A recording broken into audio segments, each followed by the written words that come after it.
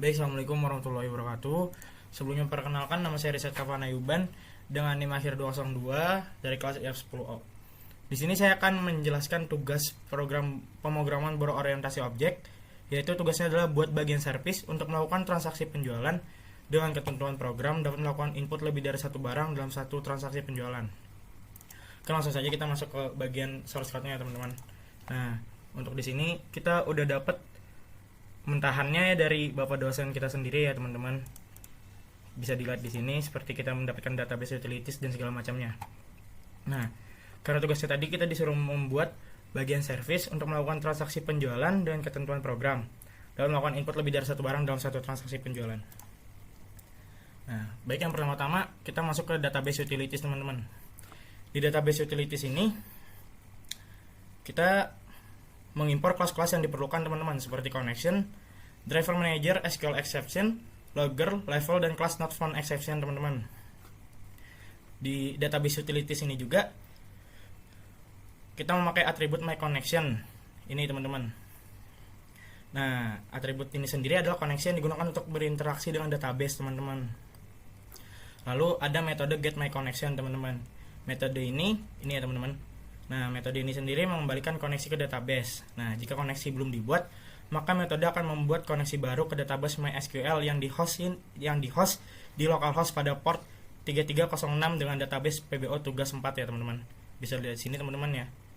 Ini portnya teman-teman 3306 dan ini untuk database-nya teman-teman. Itu PBO tugas 4 teman-teman. Nah, lalu selanjutnya kita akan masuk ke bagian penjualan service.java teman-teman. Nah, baik, selanjutnya kita masuk ke bagian penjualan service.java teman-teman. Nah, program ini sendiri itu mengimpor kelas-kelas yang diperlukan teman-teman seperti connection ini teman-teman, terus drive manager, SQL exception, scanner list, dan array list teman-teman. Nah, kelas penjualan service sendiri memiliki koneksi database connection sebagai atribut ini ya teman-teman. Atribut yang teman-teman connection. Konstruktornya menerima objek koneksi sebagai argumen untuk inisialisasi koneksi teman-teman. Metode tambah transaksi penjual ini teman-teman ya, transaksi penjualan. Nah, terus ada juga meminta input dari pengguna untuk kode penjualan, tanggal penjualan, dan daftar barang teman-teman. Bisa dilihat di sini ya teman-teman. Nah, lalu menggunakan prepare statement untuk menyisipkan data transaksi penjualan ke dalam table database teman-teman. Lalu kita juga di sini memakai metode masukkan data penjualan teman-teman, bisa dilihat di sini. Nah, lalu juga kita menggunakan tambah transaksi penjualan teman-teman. Ini teman-teman, tambah transaksi penjualan ya. Lalu juga menggunakan metode tambah stok barang dan kurangi stok barang teman-teman. Lalu juga kita menggunakan get all penjualan teman-teman, metode get all penjualan teman-teman di sini. Lalu ada beberapa metode tambahan teman-teman seperti insert barang, insert penjualan detail, insert penjualan, dan insert barang yang belum diimplementasikan dan hanya melempar pengecualian not supported yet teman-teman. Lalu selanjutnya kita akan masuk ke bagian main.java teman-teman. Nah, lalu selanjutnya kita masuk ke bagian main.java teman-teman. Nah, di metode main sendiri ini merupakan titik masuk entry point program teman-teman. Di dalam blok try with resource teman-teman, program membuat koneksi ke database MySQL dan menggunakan driver manager.getConnection teman-teman. Nah, lalu koneksi akan otomatis ditutup setelah blok try setelah selesai dieksekusi teman-teman. Ini teman-teman. Lalu scanner digunakan untuk menerima input dari pengguna teman-teman. Ini ya teman-teman. Objek penjualan service juga itu dibuat dengan menggunakan koneksi yang sudah dibuat sebelumnya teman-teman. Lalu program menampilkan menu transaksi penjualan kepada pengguna. Nah, setelah itu program menampilkan sebuah loop while true digunakan untuk terus menampilkan menu dan menerima input dari pengguna teman-teman. Nah, ini teman-teman ya, while true. Nah, dalam loop tersebut program membaca input pengguna untuk memilih menu dengan menggunakan scanner next in teman-teman. Scanner next in itu ini teman-teman ya. Nih, bisa dilihat di sini dengan menggunakan scanner next in. Setelah membaca input, program melakukan pemeriksaan dan menggunakan switch case jika pengguna memilih untuk menambah transaksi penjualan pilihan 1, maka penjualan service tambah transaksi penjualan akan dipanggil untuk menambahkan transaksi. Ini teman-teman ya. Ini nyambung dengan penjualan service di sini teman-teman. Nah, jika pengguna memilih untuk keluar pilihan 2, program akan keluar dari loop dan menampilkan pesan terima kasih. Nah, jadi main.java dan penjualan service.java itu saling berhubungan ya teman-teman. Oke, mungkin langsung saja kita coba ya teman-teman. Nah, baik, langsung saja kita coba ya teman-teman. Nah, untuk pertama-tama kita bakal ngeran yang program test1.java teman-teman.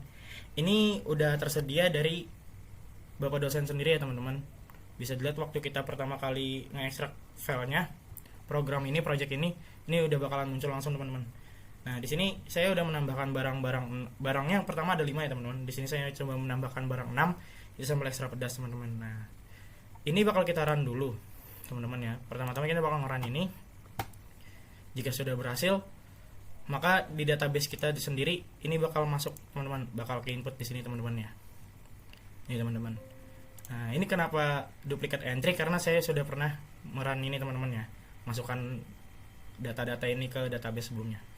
Nah, selanjutnya kita langsung merun bagian main.java teman-teman. Kita running. Oke. Di sini terdapat menunya ya teman-teman, ada tambah transaksi penjualan dan keluar teman-teman. Seperti yang terdapat di bagian sini tadi, ada 2 menu teman-teman. Oke, coba kita run lagi. Pertama-tama kita tambah transaksi penjualan teman-teman. Lalu kita masukkan kode penjualan. Ini terserah ya teman-teman. Ini kode penjualan itu mungkin sama dengan kayak kode ini ya teman-teman, kode customer lah intinya. Misal kita masukkan 017 teman-teman. Lalu masukkan tanggal penjualan, misalnya hari ini tuh 2024 bulan 5 Mei, lalu tanggal 13 teman-teman. Masukkan jumlah barang, misal kita mau menginput 3 barang ya teman-teman. Nah, masukkan nama barang. Nah, kita bakal mengikuti apa yang sudah kita input tadi ya teman-teman, yang di program T1. Di sini ada 6 barang ya teman-teman. Nah, misal kita masukkan yang pertama yaitu Sarimi. Nah, untuk kode barangnya kita juga harus mengikuti yang ada di sini ya teman-teman. Karena kalau kita tidak mengikuti yang ada di sini, mungkin hasilnya bakal error teman-teman. Nah, untuk masukkan kode barangnya, Sarimi itu kode barangnya BR2 ya. Nah, BR2. Lalu masukkan jumlah barang. Ini terserah ya teman-teman, mau berapa terserah pun. Misal kita masukkan 3. Nah, barang kedua, misal mie sedap. Mie sedap kita lihat kodenya berapa? BR3.